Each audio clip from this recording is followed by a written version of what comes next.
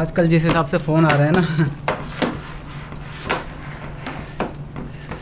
हे जंकीज़, कैसे हो आप सब। स्वागत है आपका हमारी एक और कमाल की वीडियो में। और आज की वीडियो में मैं आपसे बात करने वाला हूं कि जब आप नया स्मार्टफोन लेने जा रहे हो तो आपको कौन सी ऐसी चीज़ें हैं जिस पर आपका ध्यान नहीं होना चाहिए। बहुत सारे लोग बोलते हैं कि ये चीज़ें आप जब खरीदो तो ये चीज़ आपको ध्यान में रखनी चाहिए। आज की वीडियो में मैं बताऊंगा कि क्या चीज़ें सिर्फ company as a marketing gimmick की तरह इस्तेमाल करती हैं। यहाँ पर अगर मैं सबसे पहले फीचर की बात करूँ तो वो है more and more 5G bands. अभी रिसेंटली आपने A11 के साथ A22 के साथ देखा था कि वहाँ पर आपको 11 5G बैंड्स देखने को मिलते हैं। अभी यहाँ पर जितने मेरे पास फ़ोन है उनमें सबसे ज़्यादा इसी में मतलब सबसे ज़्यादा आपको 5G बैंड्स देखने को मिलते हैं। ये तो एक 4G डिवाइस है, इसको अलग रखो। ये एक 4G डिवाइस है, बाकी ये दोनों हमारे 5G डिवाइस हैं, इसको भी अलग रखो।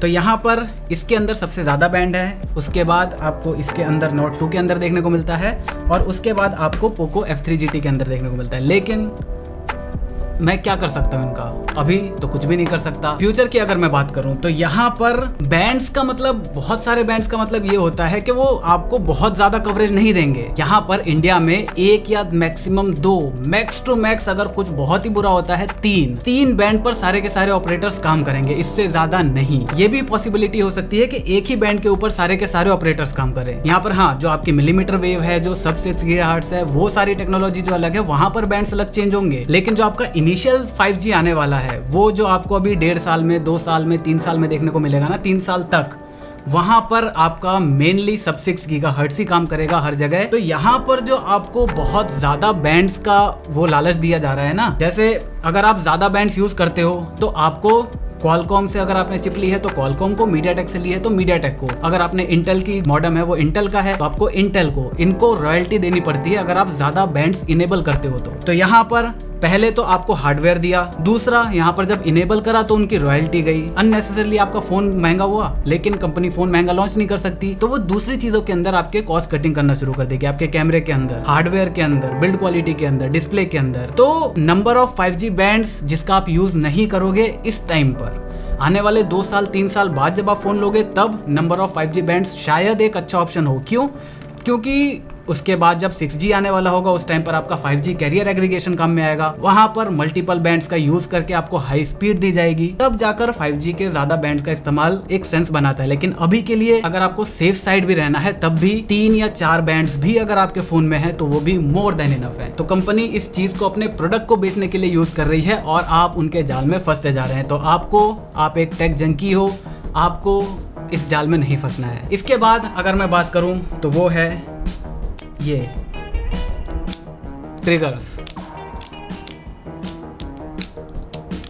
ये जो ट्रिगर्स हैं, पहली बात तो ये मैं बिल्कुल ऐसा नहीं कहूंगा कि ये गिमिक है। हाँ, यहाँ पर बहुत सारे लोगों को काम आएगा, लेकिन यहाँ पर मैंने अच्छे गेमर जो मतलब जिनका काम ही है गेम खेलना, उन्हें जब मैंने ये फोन दिया, उन्होंने गेम खेला, बहुत देर तक गेम खेला। स्टार्टिंग में उन्होंने एक ही चीज कही कि भाई ये जो ट्रिगर है ना वो बहुत बेहतरीन है। लेकिन जब मैं उनको छोड़ के चला गया, अपना काम करने लगा, शाम को आया, मैंने 2-3 लोगों को ये 2-3 दिन तक काम दिया है, ये छोटी मोटी टेस्टिंग नहीं चल रही इसकी, तो वहां पर तीनों ही लोगों ने वापस से स्विच कर दिया अपने नॉर्मल उस पे। तो मतलब उनका कहना है कि ज्यादा देर तक जब हम खेल रहे हैं तो मजा नहीं आ रहा है, स्टार्टिंग में तो आया था लेकिन अब बोर हो गया, मजा नहीं आ रहा। तीनों ही लोगों ने ये चीज करी क्योंकि यहाँ पर मल्टीपल हार्डवेयर है, मतलब मूवेबल हार्डवेयर है। जितना ज्यादा मूवेबल हार्डवेयर होता है उतना ज्यादा उसका प्रोडक्शन कॉस्ट भी बढ़ता है, उतना ही ज्यादा उसके डैमेज होने के चांसेस बढ़ जाते हैं। तो यहाँ पर अल्टीमेटली अगर मैं कहूँ ना तो इसका न होना आपको 0.1% भी आपको नहीं खलेगा। और अगर आप कॉम्पिटिटिव गेम खेलना चाहते हो तो आप इसका यूज ही नहीं करोगे, क्योंकि कंपटीशन में ये चीज अलाउ नहीं है। आप बिना इसके ही प्रैक्टिस करोगे तो फिर फायदा क्या होता है इस चीज का। इसके बाद बात करते हैं सबसे कंट्रोवर्शियल चीज पर, वो है गोरिल्ला ग्लास। यहाँ पर आपको आगे पीछे दोनों साइड गोरिल्ला ग्लास देखने को मिलता है। अब ये चीज कंट्रोवर्शियल इसलिए है क्योंकि बहुत सारी चीजें यहाँ पर एक दूसरे से कोरिलेटेड है। जैसे फॉर एग्जांपल अगर मैं बात करूँ मेरे मैकबुक में, यहाँ पर आप देख रहे हो बहुत बड़ा एक डंट लगा है। मैंने, अगर आप इंस्टा वगैरह ट्विटर पे फॉलो करते हो तो आपने देखा होगा, ये लगभग इतनी हाइट पे गिरा है। इसका वजन 1.5 किलो से ऊपर है। और सैमसंग S21 अल्ट्रा का वजन कितना होगा? करीब 200 ग्राम से थोड़ा सा ज़्यादा। ये इतनी हाइट से गिरा, इतनी मेरे हाइट से डायरेक्ट एज पर गिरा, तो इसकी स्क्रीन नहीं टूटी। हमारे मामा जी के पास S21 अल्ट्रा है, जेब की हाइट से गिरा। उसके अंदर गोरिल्ला ग्लास विक्टस है, सबसे टफेस्ट ग्लास। जेब की हाइट से गिरा और स्क्रीन टूट गई। तो यहाँ पर इसी वजह से गोरिल्ला ग्लास कंपनियां क्या बोल के बेचती हैं कि ये हमारा टफेस्ट ग्लास है, आप इसको इतनी हाइट से गिरा दो, उतनी हाइट से गिरा दो, कुछ नहीं होगा। लेकिन नहीं, वो लोग कहते हैं कि ये चीज़ 11 मीटर तक आप गिरा दो, आपको कोई दिक्कत नहीं होगी। हाँ, उनको दिक्कत नहीं होगी। क्यों? क्योंकि उन्होंने टेस्ट कर रखा है। लेकिन उनका जो टेस्ट होता है वो कंट्रोल्ड इन्वायरमेंट में होता है। वो जिस हिसाब से टेस्ट करते हैं, अगर उन्होंने फ़ोन ऐसे गिराया है ना, तो वो ऐसे ही जाता है, क्योंकि वहाँ पर अननेचुरल हवा नहीं होती, कोई भी दूसरा प्रेशर नहीं होता। नॉर्मल ज़िंदगी में भाई हवा चलती रहती है, फ़ोन ऐसे गिरा, हवा चली, वो ऐसे हो जाएगा। तो बहुत सारी चीज़ें यहाँ पर डिपेंड करती हैं। हमारा फ़ोन ऐसे भी गिर सकता है, ऐसे भी गिर सकता है, ऐसे गिर सकता है, कुछ आइडिया नहीं है कैसे गिरेगा। तो यहाँ पर अगर आप ये सोचते हो कि गोरिल्ला ग्लास से आपकी स्क्रीन बच जाएगी टूटने से, जितना ज़्यादा नंबर होगा ये सब कुछ, तो वो बिल्कुल गलत है। अब मैं ये बिल्कुल नहीं कहूँगा कि ये चीज़ खराब है, ये चीज़ नहीं देनी चाहिए, नहीं दी है, अच्छी बात है। लेकिन ये आपका एक बाइंग कंसर्न नहीं होना चाहिए। दो फोन है, आपको ये दोनों फोन अच्छे लग रहे हैं, आपका मन कर रहा है ये लेने का, लेकिन आप ये लोगे क्यों? क्योंकि इसके अंदर गोरिल्ला ग्लास 5 है, इसके अंदर नहीं है। तो गोरिल्ला ग्लास अगर आपके डिसीजन को ऐसे अल्टर करेगा ना, तो वो चीज गलत है। इसलिए मैं इस चीज को यहाँ पे बता रहा हूँ। इसके बाद बात करें अगर स्क्रैचेस वगैरह की, तो वो तो देखो, हम इंडियंस हैं, हम अभी तक ना तो इसकी जो टेम्पर्ड ग्लास आया था वो उतरा है, सॉरी जो स्क्रीन प्रोटेक्टर आया था, ना इसका जो स्क्रीन प्रोटेक्टर आया वो उतरा है। हम जब तक ये पूरा घिस नहीं जाता तब तक नहीं उतारते। तो यहाँ पर अगर आप नया खरीद लोगे, अगर इसको हटा भी दोगे तो भी आप ऑब्वियसली टेम्पर्ड ग्लास तो लगाओगे ही। तो यहाँ पर डेफिनेटली जो स्क्रैच रेजिस्टेंट है वो थोड़ा सा कम तो है नॉर्मल ग्लास से। लेकिन अब जब आप ये सुनते हो ना कि 4 टाइम्स कम है स्क्रैच रेजिस्टेंट है, ये 4 टाइम्स ज्यादा, तो वो 4 टाइम्स किससे है? आपका जो पिछला जनरेशन है उससे नहीं, आपका जो नॉर्मल ग्लास है उससे। यहाँ पर कॉर्निंग जो कंपनी है, उनका जो कंट्रोल एनवायरमेंट टेस्टिंग होती है, वहां पर जब ये ऐसे गिरेगा तो वहां पर धूल वगैरह का एक भी कण नहीं होता। धूल के अंदर क्या होता है? क्वार्ट्ज। क्वार्ट्ज का जो हार्डनेस स्केल होता है, हार्डनेस स्केल पे जो उसका नंबर होता है वो होता है 9 के आसपास। Glass is a glass and glass can break, आपको पता ही होगा। तो ये जो है इसका मतलब इस पे स्क्रैच आ जाता है at the level of 6 and deeper grooved at the level of 7, ये भी आपने सुना होगा। तो अगर आप धूल से, मान लो जैसे फॉर एग्जांपल ये धूल है, अगर आप इससे स्क्रैच करोगे इजीली स्क्रैच हो जाएगा। और अगर आप ये कहीं पे रखा हुआ है, आपका फोन डायरेक्टली इस पे इम्पैक्ट होता है किसी भी धूल के कण पे, तो वो आपके स्क्रीन को तोड़ देगा। तो यहाँ पर ये बहुत सारी चीजें हैं जो आपको ध्यान में रखनी चाहिए, इसीलिए मैं इसे एज अ मार्केटिंग गिमिक कहूंगा। ये चीज होनी अच्छी बात है, लेकिन इसको मार्केट इस तरीके से करा जाता है जैसे आपके फोन को बचा ही लेगा, लेकिन ऐसा हर बार जरूरी नहीं है। इसके बाद अगर मैं गेमिंग फोन्स की बात करूं तो उसके अंदर आप जैसे एसूस का फोन ले लो या फिर रेड मैजिक का जो फोन है, उसके अंदर आपको मिलता है कूलिंग फैन। अब यहाँ पर देखा जाए तो कूलिंग फैन आपके सीपीयू की जो क्लॉक स्पीड है उसको बढ़ाने में हेल्प कर देता है। क्यों? क्योंकि जब आप वो क्लॉक स्पीड बढ़ाओगे तो हीट ज्यादा बढ़ेगी, उस हीट को डिसिपेट करने का काम आपके पंखे करेंगे। तो यहाँ पर हाँ, ये चीज काम करती है। रॉ परफॉर्मेंस बढ़ती है, हाँ बढ़ती है। एक्चुअल गेमिंग परफॉर्मेंस बढ़ती है? मेरे हिसाब से नहीं। रॉ परफॉर्मेंस और आपका फोन जो यूटिलाइज करेगा उसमें बहुत ज्यादा अंतर होता है। मैंने आपको पहले भी बता रखा है, जब रॉ परफॉर्मेंस आपका benchmark test, CPU test, throttle test, ये सब कुछ करा जाता है तो आपका सीपीयू 100% पे चलता है, फुल पोटेंशियल पे। गेमिंग करते टाइम आपका सीपीयू 100% पे नहीं चलता। यहाँ पर अगर मैं बात करूं इन दोनों की ही, जब मैंने इसके अंदर टेस्टिंग करी थी तो मैंने थ्रॉटल टेस्ट करा 15-20 मिनट तक। इसका टेम्परेचर मैक्स टू मैक्स गया बिल्कुल गर्मी में, करीब 42 डिग्री के आसपास। इसी के बाद इसको ठंडा करने के बाद जब मैंने इसमें गेमिंग करी, बैकग्राउंड में एक मूवी डाउनलोड हो रही थी, जानबूझ के मैंने वीकर वाईफाई यहाँ से एक रूम छोड़ के जो वाईफाई लगा हुआ है राउटर, उससे इसे कनेक्ट किया ताकि जो सिग्नल है इसे कम मिले, ताकि इसे ज्यादा रेडिएट करना पड़े, ज्यादा इसे परफॉर्म करना पड़े, अपना एनर्जी लगाना पड़े। तो यहाँ पर वाईफाई से चीज डाउनलोड हो रही है, आप गेम खेल रहे हो, उसी के साथ मैंने कॉल पे अपने दोस्त को भी ले रखा था। तो 3 चीज ऐसी चल रही थी काम की। उसके बाद भी ये 41.5, 41.6 के आसपास ही रहा। तो यहाँ पर आपका जो सीपीयू है वो 100% पे चलेगा ही नहीं अगर आप मल्टीपल काम करोगे तब भी। तो इसी वजह से फोन के अंदर जो आपको पंखे देखने को मिलते हैं, जिसको देखकर बहुत सारे लोग एक्साइटेड हो जाते हैं। आपने गेमिंग चैनल जितने भी हैं, जब ऐसे फोन आते हैं जैसे एसूस का ही आया था, वहां पर आपने देखा था बड़े बड़े गेमिंग चैनल्स आपको कितना ज्यादा प्रमोट करके दिखा रहे थे, और बच्चे जो हैं वो इसको देख के बहुत एक्साइटेड हो जाएंगे, यार फोन के अंदर चलता फिरता हार्डवेयर, चलता फिरता पंखा। लेकिन एक्चुअली में वो बहुत ज्यादा डिफरेंस क्रिएट नहीं करते। लेकिन मैं इसको एज अ गिमिक क्यों कह रहा हूँ? क्योंकि जितना वो अच्छा करते हैं उससे ज्यादा वो खराब भी करते हैं आपकी चीज को। क्यों? नंबर 1, वो एक फिजिकल चीज है, वो घूमने वाली फिजिकल चीज है, उसमें एनर्जी ज्यादा चाहिए होती है। अब एक चीज जो फिजिकली घूम रही है,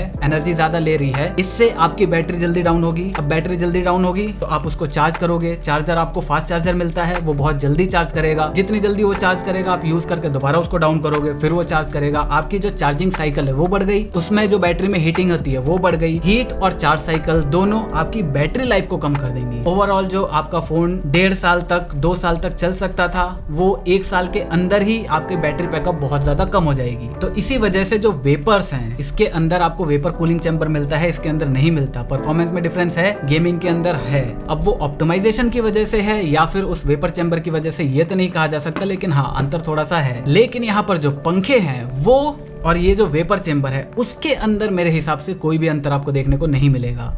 कुछ नहीं है और कुछ है, उसमें अंतर है, लेकिन वेपर चैम्बर और पंखे में मुझे तो नहीं लगता। बाकी दूसरी अगर मैं उसकी प्रॉब्लम बताऊं तो क्योंकि वहां पर बड़े बड़े वेंट होते हैं, एक जगह से हवा जाती है दूसरे से निकलती है, तो ये चीज जहां से अंदर हवा जा रही है वो धूल को भी, माइक्रो ऑर्गेन्स जो होते हैं, माइक्रो छोटे छोटे धूल के कण होते हैं जिनको हम नहीं देख पाते, वो भी अट्रैक्टेड होंगे। जब वो अट्रैक्ट होंगे तो वो आपके पंखे में वो ऑब्वियसली चिपकेंगे भी। और जब धूल उसके अंदर जाएगा तो 2 केस होंगे, या तो आपका मोटर जो है वो ज्यादा पावर यूज करने लगेगा या फिर आपके जो पंखे हैं वो स्लो हो जाएंगे। अगर पंखा स्लो हो गया तो वो किसी भी काम का नहीं रहेगा जो उसका मेन काम है, हीट डिसिपेट करने का। अगर मोटर ज्यादा एनर्जी लेने लगी तो आपकी बैटरी और भी ज्यादा डाउन होने लगेगी। अल्टीमेटली ये चीज आपके फोन को इन द लॉन्ग रन नुकसान ही पहुंचाएगी। इसके बाद अगले पॉइंट की बात करें तो वो आपके इंट्रोडक्टरी प्राइसेस। OnePlus Nord इसके साथ चालू हुआ था सीन, इसके साथ मतलब Xiaomi ने चालू करा और अब लगभग Realme ने भी चालू कर दिया। तो सारी कंपनी इस 20 से 30 हज़ार की रेंज में आपको ये चीज़ दे रही है। 6GB वाला वेरिएंट लॉन्च किया जाता है जो कि आपको नहीं दिया जाएगा। और ये एक मार्केटिंग गिमिक क्यों है? क्योंकि आपको ऐसा लगता है कि ये फ़ोन 27 हज़ार का है, ये फ़ोन 25 हज़ार का है, 26 हज़ार का है, लेकिन एक्चुअली में नहीं। इसके वेरिएंट बहुत ही ज़्यादा लिमिटेड होते हैं वो वाले। आप किसी को बोलोगे तो बोलोगे यार 25 हज़ार में लॉन्च हुआ है, पोको का 26 हज़ार में लॉन्च हुआ है, OnePlus 28 हज़ार का लॉन्च हुआ है। दूसरा, ये तो बात हुई 20 से 30 हज़ार वाली रेंज में। जो 10 से 20 हज़ार की रेंज है उसके अंदर क्या गेम चल रहा है? फोन आपका लॉन्च हो जाता है, जब आपकी सेल्स वगैरह हो जाती हैं, चुपके से 500 रुपये बढ़ा दिए। Xiaomi ने बढ़ा दिए, Realme ने बढ़ा दिए, Oppo ने बढ़ा दिए, बहुत सारी कंपनीज ने अभी 500-500 रुपए, किसी ने 1000 रुपए तक बढ़ा दिए हैं। तो एक ऐसा सेगमेंट जहां पर 1000 रुपए के अंदर पूरा फोन ही चेंज हो जाता है। आप Realme से Xiaomi में जा सकते हो, Xiaomi से आप Oppo में जा सकते हो, OnePlus में जा सकते हो, OnePlus में नहीं Poco में जा सकते हो। तो ऐसे सेगमेंट में 1000 रुपए 500 रुपए बहुत बड़ा जंप होता है और कंपनी चुपके से ये कर रही है। तो इसी वजह से अब लोग ये भी डरने लगे हैं कि यार जब फोन आ रहा है उसके रिव्यू वगैरह देखने से पहले ही खरीद लो, क्योंकि उन्हें डर है कि भाई अगर बात जितना लेट करेंगे शायद फोन के प्राइस बढ़ जाए। तो अब इस चीज का सोल्यूशन क्या है? कुछ नहीं सोल्यूशन, तो यार क्या ही सोल्यूशन दे सकते हैं। देखो इतनी जल्दी भी नहीं हो रहा, फोन लॉन्च होने के 2-3 महीने बाद प्राइस बढ़ रही है अभी के ट्रेंड देखा जाए तो इसलिए जब आपको फोन लेना है तो फोन जब आ जाए वेट करो, रिव्यूज वगैरह देख लो, उसके बाद ले लो। प्राइस में इतना ज़्यादा डिफरेंस नहीं होगा। हाँ, ये जो पोको ने गेम खेला है ना वो बहुत अच्छा खेला है कि अगर आप पहले हफ्ते में लेते हो तो आपको 1000 रुपये का डिस्काउंट, दूसरे में लेते हो तो 500 रुपये का, तीसरे हफ्ते से लेना शुरू करते हो तो ओरिजिनल प्राइस। तो इससे बचो भाई। देखो अगर अभी तो ये फ़ोन खैर सही निकल गया है, लेकिन अगर यही चीज़ उन्होंने केवल एक्सपेरिमेंट के लिए ट्राई करी हो, ये चीज़ सक्सेसफुल हो गई, तो अगला अगर वो फ़ोन कोई बेकार फ़ोन निकालते हैं उसके साथ ये चीज़ करते हैं तो भी तो लोग फंस सकते हैं ना।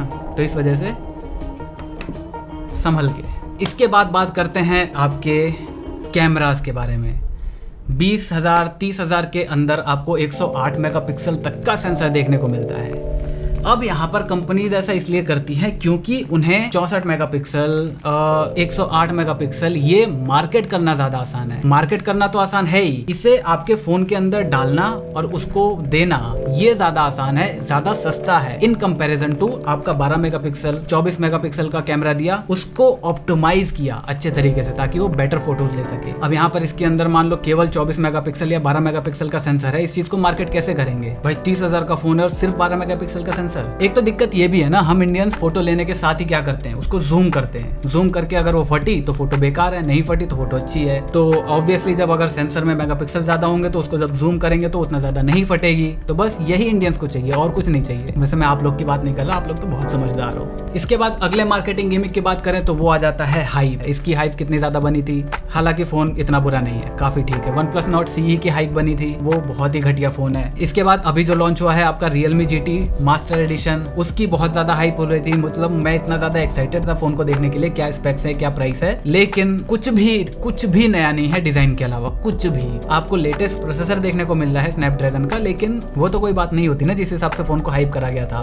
तो हाइप के पीछे भी आपको नहीं भागना है। इसके बाद अगर हम बात करें तो वो है एक आपने बहुत ही फेमिलियर टर्म सुना होगा, FOMO, fear of missing out. जैसे अभी ये फोन आ गया, अब ये फोन जिसको लेना है वो भी अगर उसको 1 महीने वो रुकता है रिव्यू के लिए, रिव्यू देखने के बाद उसको ऐसी अजीब सी फीलिंग आने लग जाएगी कि यार 2 महीना रुक जाता हूँ। 2 महीने बाद क्या पता पोको की तरफ से कोई और फोन आ जाए, Xiaomi की तरफ से इसी प्राइस रेंज में कोई अच्छा फोन आ जाए, आईको की तरफ से कोई फोन आ जाए बढ़िया सा गेमिंग फोन, या OnePlus की तरफ से, Realme की तरफ से, किसी की तरफ से एक इससे ज्यादा अच्छा वैल्यू फॉर मनी फोन आ जाए। तो यहाँ पर जो नंबर ऑफ फोन्स आ रहे हैं ना, इतने सारे, वो बहुत ही ज्यादा एक फोमो क्रिएट कर रहे हैं लोगों के अंदर। तो यहाँ पर अगर आप एक फोन ले रहे हो ना, पहले तो बहुत सोच समझ के लो। सोच समझ के अगर आपने ले लिया तो फिर भाड़ में जाए दुनिया। आपको नहीं मतलब होना चाहिए कि 1 महीने 2 महीने या इवन 6 महीने तक कौन से फोन आ रहे हैं। आपको अपना ले लिया ना, बस मस्त रहो, वो फोन बेस्ट फोन है आपके लिए।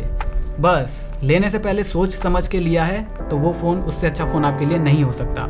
इसके बाद अगर हम लास्ट पॉइंट की बात करें जो मेरे हिसाब से मार्केटिंग गिमिक है, वो है टच सैंपलिंग रेट। यहाँ पर अगर मैं बात करूं, इसके अंदर आपको मिलता है 90 हर्ट्ज का टच सैंपलिंग रेट। इसके अंदर 240 हर्ट्ज का टच सैंपलिंग रेट, 240 नहीं 120 हर्ट्ज का। इसके अंदर मिलता है आपको 120 हर्ट्ज का टच सैंपलिंग रेट। इसके अंदर आपको मिलता है 240 हर्ट्ज का टच सैंपलिंग रेट। इसके अंदर आपको मिलता है 90 हर्ट्ज का आई थिंक। इसके अंदर आपको मिलता है 180 हर्ट्ज का, और इसके अंदर आपको मिलता है 480 हर्ट्ज का टच सैंपलिंग रेट। अब यहाँ पर इन सारे फोन्स के अंदर तो हमने गेमिंग नहीं करी है ऑब्वियसली, लेकिन अगर मैं बात करूं इन तीनों की, आपको 240, 180 और 480। तो यहाँ पर हमने गेमिंग करी, क्योंकि हम मतलब मुझे पता था कि जितना ये चीज़ ज़्यादा जाती जाएगी उतना आपको फ़र्क नहीं पड़ेगा। हाँ, अगर आप 90 से 480 में देखोगे तो आपको ज़मीन आसमान का अंतर देखने को मिलेगा, लेकिन अगर आप 180 से 480 देखोगे तो आपको इतना ज़्यादा अंतर देखने को नहीं मिलेगा। यहाँ पर आप देख सकते हो कि टच सैंपलिंग का मतलब क्या है, कि अगर मैं इसको टच कर रहा हूँ, जल्दी टच कर रहा हूँ, तो ये देखो कितनी जल्दी इसमें रजिस्टर हो रहा है। 1 सेकंड के अंदर मेरे से 480 बार इनपुट ले रहा है, ये वाला केवल 180 बार ही इनपुट ले रहा है। तो ऑन थ्योरी ये चीज़ बहुत ज़्यादा है, लेकिन प्रैक्टिकल में जब आप एप्स को यूज करोगे, जब आप गेम्स को यूज करोगे, तब ये चीज इतनी ज्यादा इफेक्टिव नहीं रहेगी। इवन अगर मैं बात करूं नॉर्मल यूज की, जब आप